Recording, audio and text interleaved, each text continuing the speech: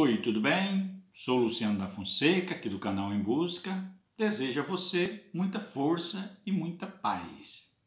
Vamos que vamos, pois a vida depende de você e de toda a humanidade. Hoje o tema no canal Em Busca é a transição da antiguidade para o feudalismo. O objetivo é identificar um conjunto de aspectos que gerou a transição da antiguidade para o feudalismo.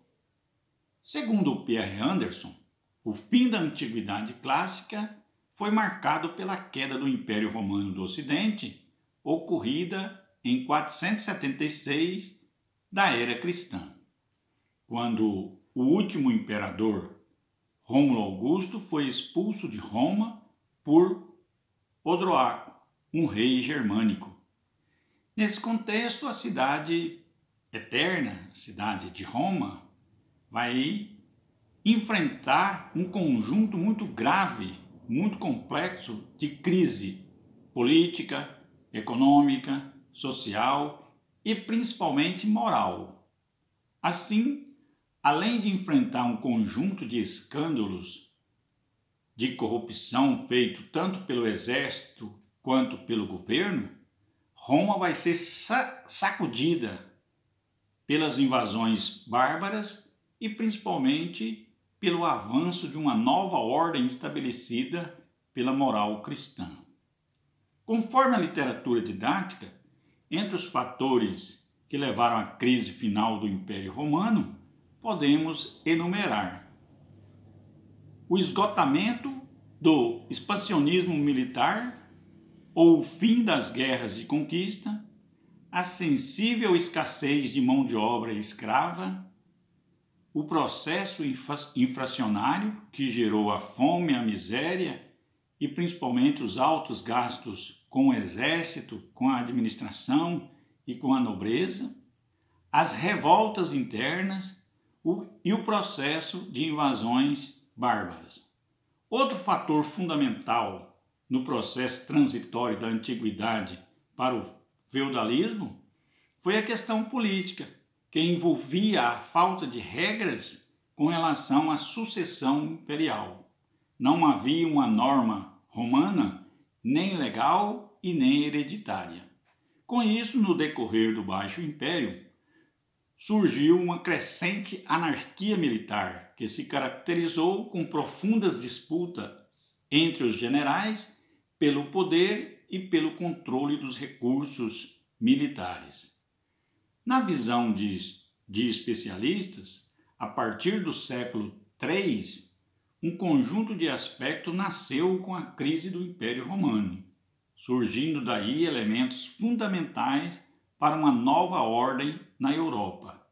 Entre essas mudanças é possível apontar o processo de ruralização, que se deu a partir de um profundo êxodo urbano, onde os romanos deixaram as cidades e foram habitar no campo.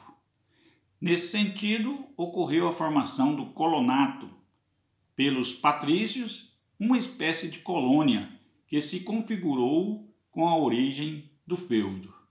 Outro fator foi a expansão do cristianismo, pois além de contrariar alguns aspectos da cultura romana, como por exemplo o paganismo, a violência e a escravidão, de um modo geral, os cristãos recusavam-se a aceitar a divindade do imperador.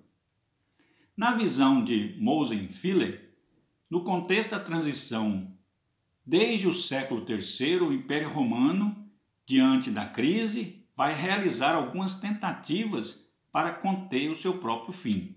Por exemplo, o imperador Caracalla, em 212, declarou a livre cidadania a todos os homens livres do império, enquanto o imperador Diocleciano, em 284, vai dividir a administração imperial em 4 partes, na chamada Tretarquia.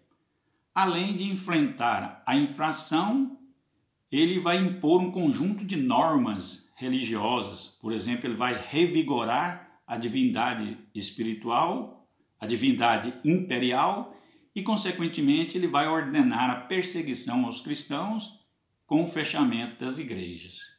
Já no século IV, o imperador Constantino vai transferir a capital para Constantinopla e vai conceder a liberdade aos cristãos, por meio do Edito de Milão, em 303.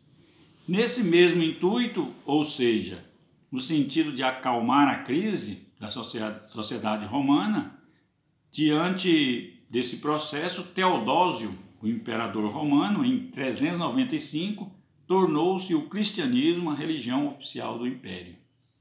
Na questão política ou geopolítica, em 476, um pouco nesse contexto da crise do toque final, vai acontecer o assalto de Odroaco. Então, 476, a queda do Império Romano do Ocidente vai ocorrer. Por outro lado, é bom lembrar que o Império Romano continua até 1453, quando o Império Romano do Ocidente vai ser tomado pelos turcos. Então, Roma, a cidade eterna, cai em 476 com a invasão dos germânicos e Constantinopla vai cair em 1453 com a invasão dos turcos. A transição da antiguidade para o feudalismo vai possibilitar o surgimento de um novo modelo social e produtivo na Europa. Assim, uma nova ordem se estabeleceu a partir de uma sociedade trienal composta pelo clero, pela nobreza e pelo servo. Tinha como característica básica a imobilidade social, o centro produtivo era o feudo e, consequentemente, tinha um elemento fundamental que era o juramento de suzerania e vassalagem. Era esse processo que dava garantia fundamental ao extrato social do feudalismo. Também o feudalismo tem como característica uma economia autossuficiente, baseado na servidão, enquanto o sistema de trabalho é muito radical, ou seja, o servo é quem trabalha. A sociedade feudal é composta pelo clero, que vai rezar, pela nobreza, que vai administrar, e pelo servo, que vai trabalhar. Enfim, o processo de transição, que vai gerar o feudalismo, vai durar por volta de 200 anos ou 2 séculos.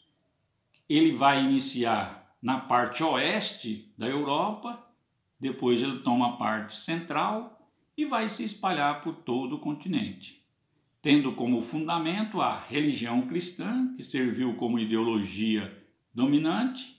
O feudo, como já dissemos, era o centro produtivo, onde se davam as relações, principalmente do senhor e do servo, e, consequentemente, vai perdurar por quase 1000 anos, tendo como centro a servidão.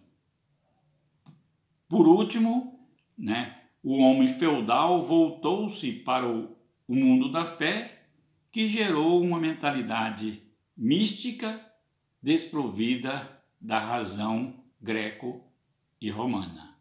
É isso aí, vamos que vamos, dê o joinha e tchau!